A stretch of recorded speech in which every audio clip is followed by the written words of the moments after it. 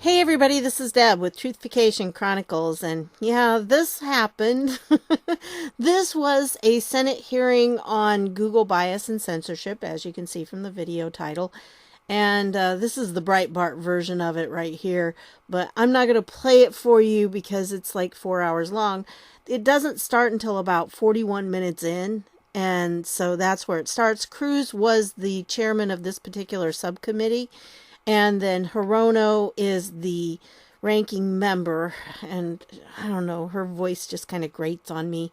So I want to point out a few things in this, and I wanted to let you know, I'm going to put the links down below, and I'll link to that specific time in the video. Hopefully it'll work when I do that, so that you'll know like when that person spoke and you can skip over all the other stuff. There were not very many people in this particular hearing on the committee, so it was pretty much Cruz, Hirono, Blumenthal, and Marsha Blackburn, and Hawley. I forget what his first name is. Senator Hawley. And then they had, the first panel was the guy from Google, and he was there by himself. And then they had another panel come in, and it had 4 people in it. 2 of them, I think, were from the Republicans and 2 were from the Democrats. But one of the Republican ones was Dennis Prager from Preggers You. The other one was this Dr. Robert Epstein. And, you know, he was really a stellar witness. And that's the one that you really want to listen to. I'm going to play a short clip of his in just a minute. But before I do that, I want to just kind of give you an overview. What they were basically dealing with is trying to say, you know, Google is biased and that they have so much of their search engine is set up so it will favor the liberals and it will kind of hide the conservative points of view.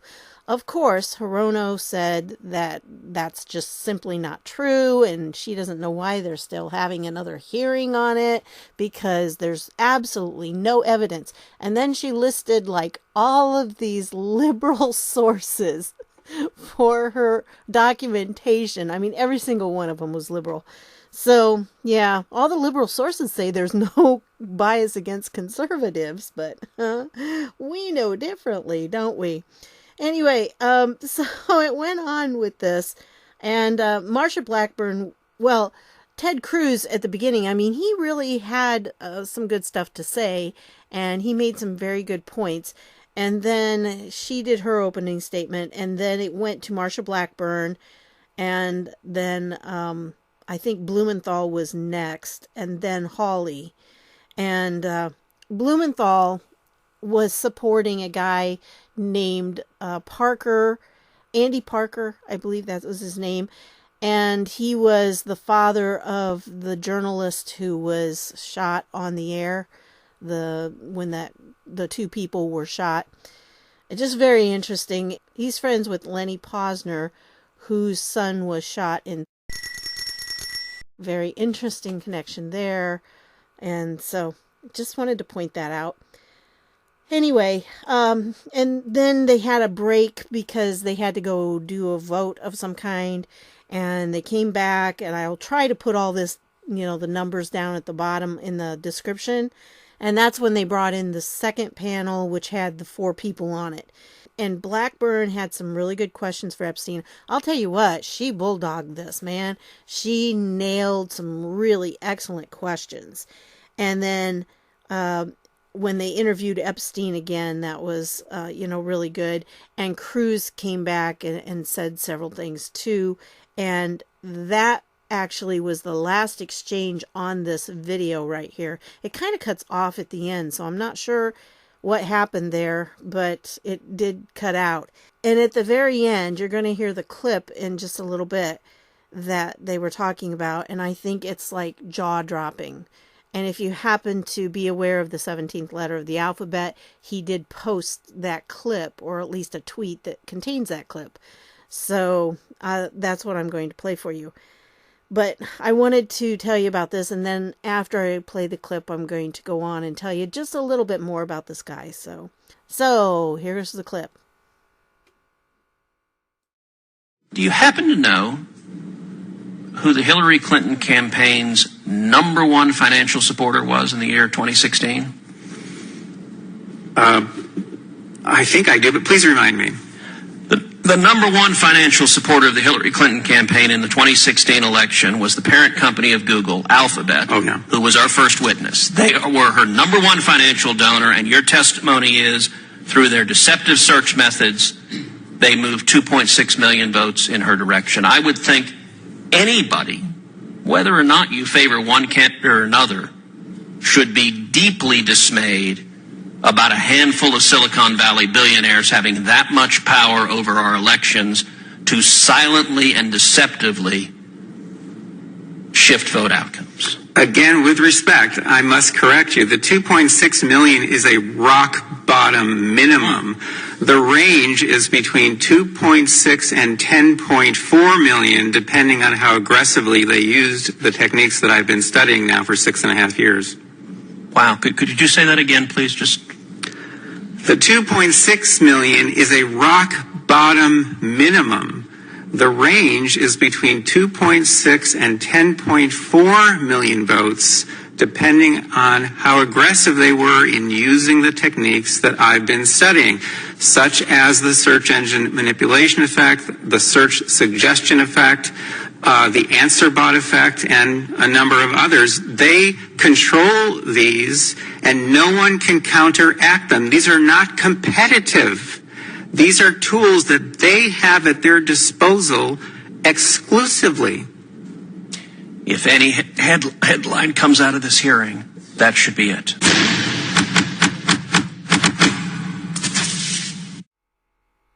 So, what do you think? Isn't that kind of a jaw-dropping clip?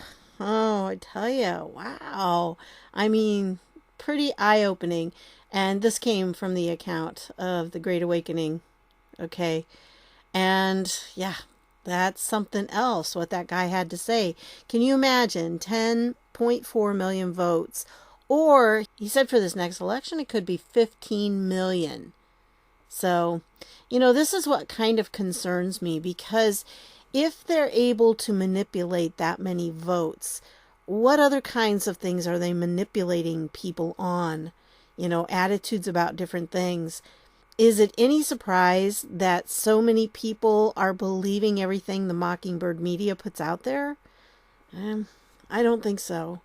Anyway, I wanted to show you a couple articles, and this was one that was done back in December of 2018. And what he did was, before the election, he did a lot of documentation of the searches, and he found irregularities in that, the search that was going on, and the whole go vote thing. And yeah, so when you listen to what he has to say, I think it's very eye-opening. And this was kind of an interesting report. Again, this kind of goes hand in hand with what he said, but it's kind of scary, really, when you think about it. And he said, we've seen a number of leaks in the last couple of months. Before that, for almost 20 years, Google was very good at keeping its secrets. But lately, we've been seeing what things look like from the inside, and it's pretty scary. And I really agree with him. And this guy is like a centrist. I mean, he admits that he is center left. So he is definitely not a Republican, and he's not conservative, but it disturbed him enough that he thought it needed to be out there, because anyone, no matter which side of the aisle you're on, should be disturbed that any one corporation has this much power over manipulating an election. And really, essentially, Google can change the results of an election. They don't even have to really spend a dime. All they have to do is tweak their algorithm a little bit, and ta-da, they've silenced the opposing views, or they maybe don't give ads to the other view, or they charge a lot more for the other view. And this was something that Cruz and Blackburn really pointed out. And even Blumenthal, I was a little surprised on this. He was asking for some kind of third-party outside audit that should be done. Well, I agree with him on that. There needs to be some kind of third-party auditing. And I think the guy from Google mentioned something about, who was it? It was something conservative who had done some kind of report. And it was like, that's hardly an outside, unbiased, nonpartisan type thing. So it's going to be hard to find somebody like that, especially these days. But it does need to be done. I think there's just no choice. Because if they are allowed to do what they're doing, the Epstein guy in his interview when Cruz was talking to him basically said it's invisible. You can't tell that they're doing it unless you have this, the research going on and the things that he had. So this is what's scary about it, is that it is so invisible to common people. We don't know we're being manipulated.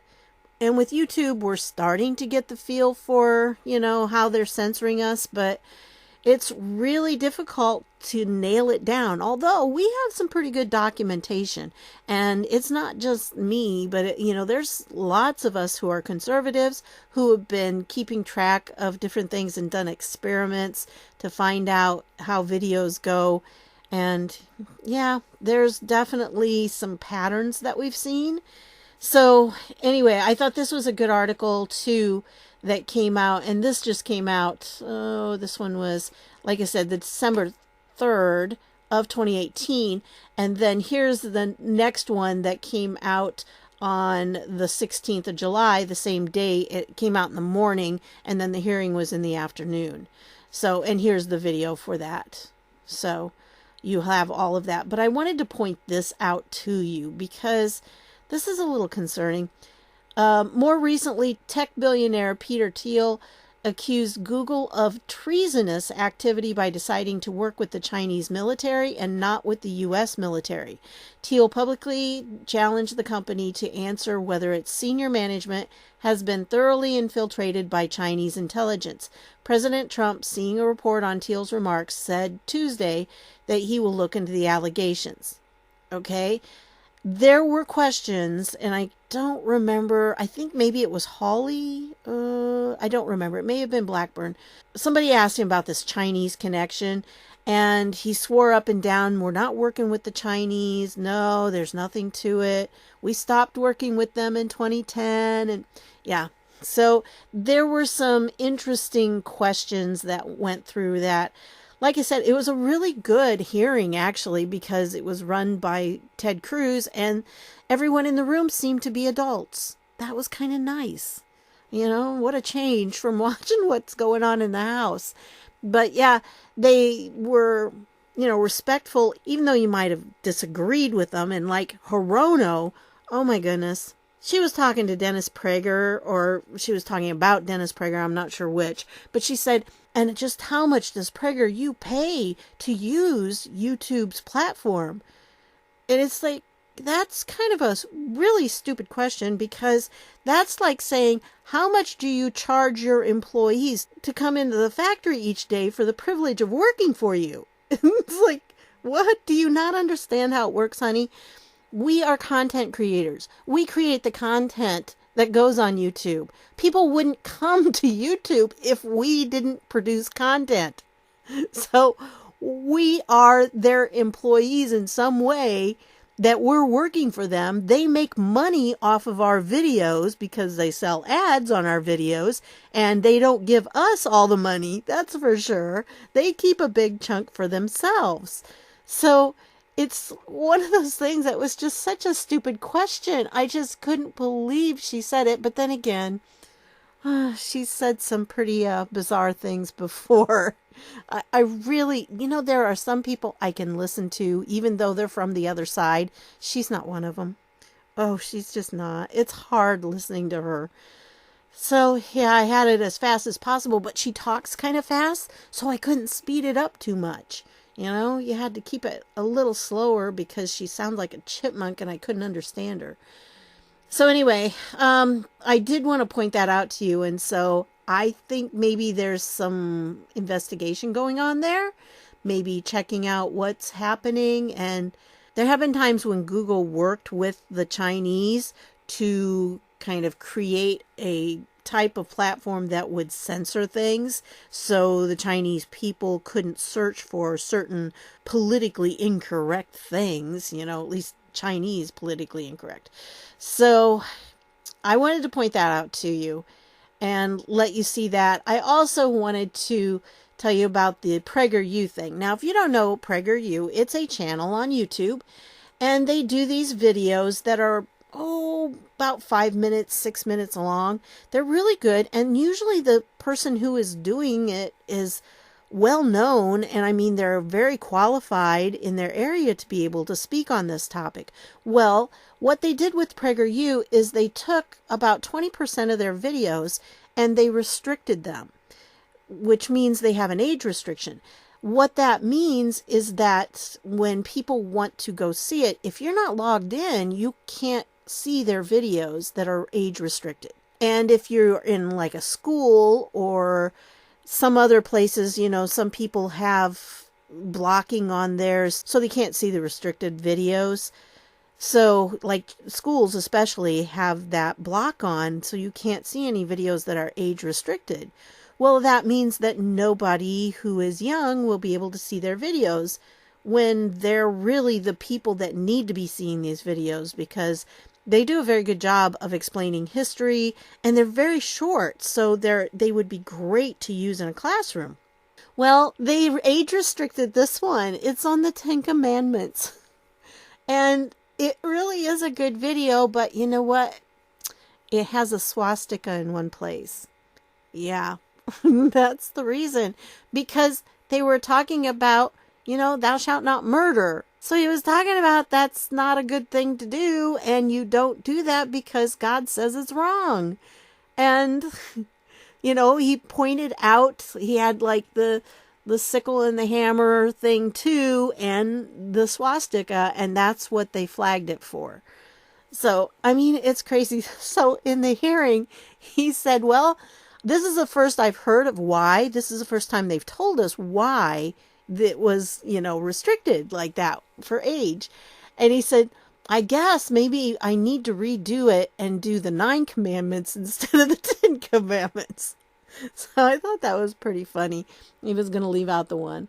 But anyway, this video, I'll leave a link to this video too, but there's several of them. They have all different kinds of things. And he made a very good argument. And I've made the same argument before when I've talked to people, because we have a moral code inside of us, but that comes from God. And if you don't believe in God, you really have no one to take that moral code from. So you saying that it's wrong to murder is not necessarily binding on me, because if there is no God over us, then anyone can say anything is right and anything is wrong, So anyway, that's for another video, maybe sometime on my garden devotions or something. I don't know.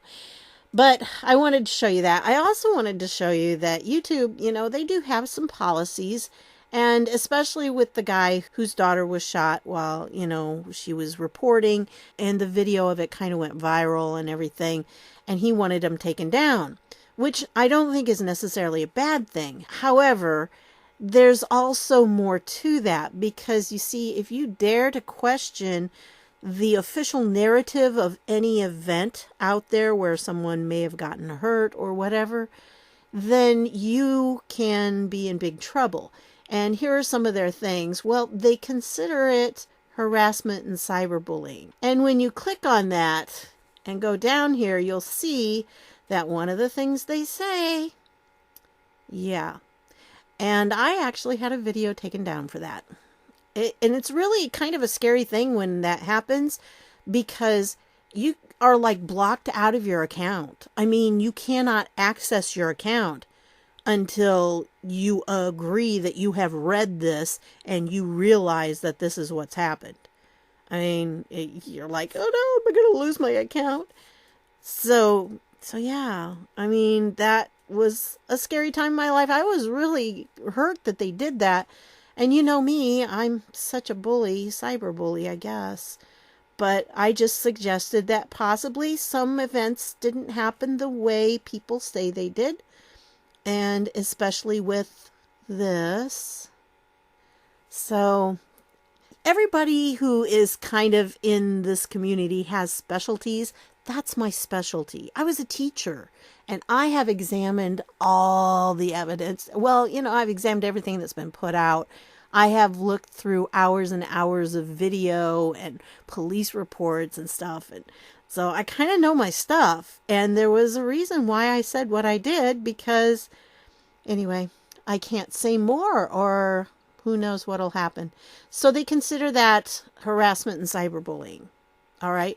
Now, on the other hand, I do not ever advocate harming anyone or threatening anyone. And please, if you're going to make a comment, don't say anything like that, because, I understand that there are some people in our world right now who have done some very, very bad things, and they deserve some very harsh punishment.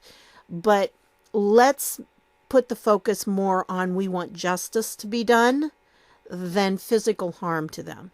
Because when we do that, then we kind of open the door for some real difficult things that may come. And I don't know, maybe that's a possibility of what's going on with my channel.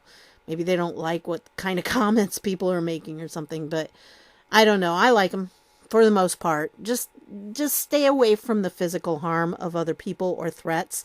I don't want to get caught in that. And, I myself, I'm not going to do that to somebody. I just want justice to be done. All right. So that's what I want. And I understand that the justice may be some harsh penalties.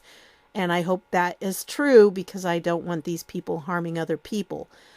But anyway, let's just stay clear of that kind of stuff, if you would please.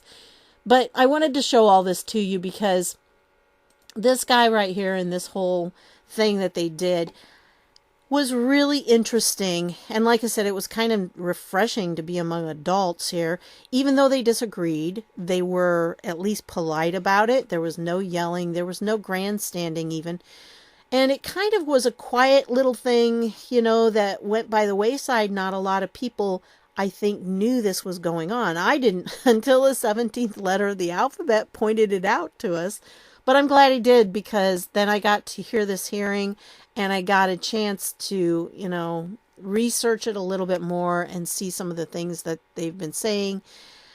It's definitely a problem. Of course, like I said, Hirono denied it all and said there's absolutely no evidence that we are in any way being censored. Yeah, okay. I can't say it with a straight face. I'm sorry, I just can't.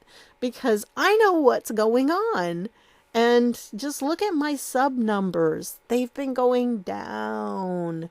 I mean, it's really sad. I used to get 200 to 300 new subscribers every day. Yeah. Until the middle of February, it started dropping off. And then March 17th, they must have tweaked their algorithm or something. Because that day, you should just see my numbers. They just crashed. And, everything, my views, everything. It was extremely discouraging. And when it comes down to it, I don't know. There's going to be something come out of the social media summit that Trump had at the White House the other day. I don't know exactly what, but I'm kind of thinking there may be some class action lawsuits coming out of it. I can't say that for sure, but, when you're talking about some of these channels that are much bigger than mine, even mine, there's a lot of money that has been lost because they refuse to monetize our videos. And, I get the big D on a lot of them these days, and I've really taken a hit on it. And for me, I'm kind of disabled and I can't really have a regular job. This job allows me to do research and then rest and do research and rest. And, you really can't do that too much on most jobs. They just don't approve of their employees taking naps every couple hours. So it's been difficult for me to make ends meet, and this has helped. It makes it possible for me to, at least pay all my bills. And it just is kind of frustrating to me, because if I were getting the same amount that I got like in January, if I was getting that every month, oh man, you would never hear me say one peep. No, not at all. But it's gone down. I'm getting probably an eighth of what I got in January. Probably even less than that. It's way down there. So I wanted to point this out to you because I really think that we need to all be aware of the debate that's going on. I think Cruz proposed something very good. He asked the Google guy for some solid data, like data showing how much they charged for Hillary Clinton ads, how much they charged for Donald Trump ads during that campaign, for the 2018. Were there different search terms and how were the search terms handled and things? Because Google has the data. They really do. And there's no reason why Congress can't have that data presented to them so that they can check things. And really, I do think there needs to be some kind of external auditor that keeps them honest. Because right now, I've thought about it many times. I have to go on their count when it comes to how many views I've had, how many likes, how many dislikes, how many subs I have. I'm totally dependent on what their view is. Well, how do I know they're being honest with me about the data they're giving me?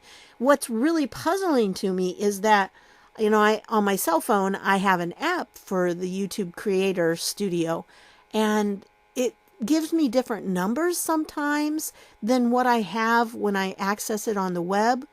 And if they're all coming from the same database, why would I get different numbers? I don't understand that.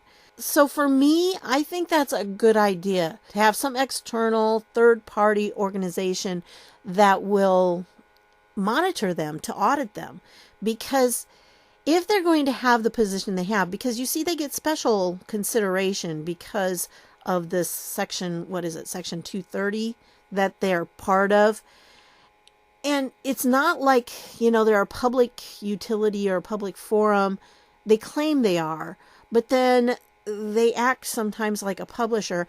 And some of the data, you really need to watch what they were saying in this. And I think it was Ted Cruz brought out these charts that were from a document, from the Google documents themselves. And it basically said they were moving from being the open forum type thing to a more restrictive, moderated type of platform. So I thought that was really interesting because it was their own documents. And of course, when he presented it to the guy was like stuttering and everything, and he couldn't answer.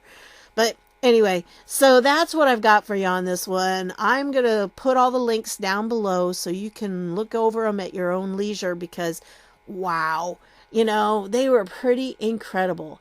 And I want to leave you with one last thing. I don't know if you saw this, but I thought I'd point it out to you. This is my Twitter account. By the way, if you want to follow me, at Ergo Supero. Ergo means therefore, and Supero means I survive. And it's actually a shortened version of a phrase one of my characters in my stories says. He says, cogito ergo supero, which means I think, therefore I survive. But it wouldn't let me put the whole thing in there, and I couldn't put in Truthification Chronicles either, and somebody else had Truthification. So, yeah. So it's at ergo supero, and that's me. And this was from the rally tonight. I don't know if you saw that, but let me bring it up a little closer here. Check out what the baby's got on the back. So anyway, I just wanted to point that out to you because it's been kind of everywhere tonight and it was trending on Twitter. So I thought maybe that would be something you'd be interested to see. Let's see if it's still trending. Yep, still trending. I love it. It's still trending. It's great. Oh, things going back and forth. Yeah, that was some speech he did tonight, in case you didn't get a chance to see it. He didn't pull any punches, and I think from here on out, he's not going to, because he's getting pretty sick and tired of things too. And you know what? What he said to those women has nothing at all to do with their ethnicity, with their color, their skin, or anything. It has to do with, do you love the United States? And if you don't love the United States, you should not be in our Congress. But unfortunately, we have a lot of them like that right now, and they're doing their best to take the country down. So anyway, I just thought I'd show you that because that's the baby that Trump pointed out. And if you didn't hear that, he made a big deal about this baby. So I thought it was really interesting. He said it was like a picture. So anyway, that's what I've got for you on this one. I want to thank you for stopping by, and I'll see y'all later.